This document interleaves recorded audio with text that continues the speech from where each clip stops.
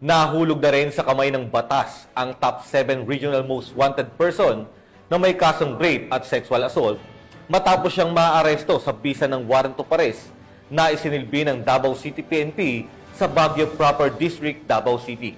Ang operasyong ito ay patunay lamang ang PNP ay hindi tumitigil sa paghuli ng mga taong nagtatago sa batas. Patrolwoman Queenie Babes Arendain sa balita.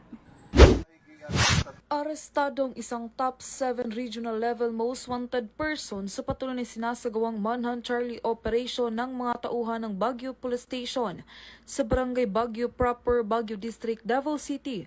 Nito lamang Hulyo 8 taong kasalukuyan.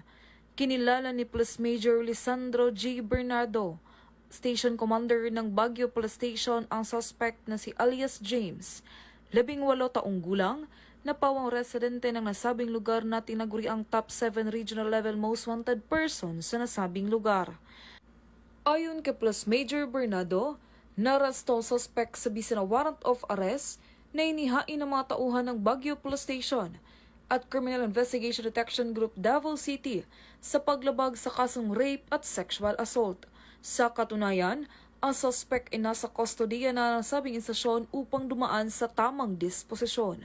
Samantala, ang laban kontra kriminalidad ay patuloy na pinapaigting ng Police Regional Office 11 sa pamumuno ni Acting Regional Director, Police Brigadier General Joseph Reyes Argiles, alinsunod sa kampanya ng Bagong Pilipinas na panatilihin ang kapayapaan at kaayusan tungo sa pagsulong ng bansa.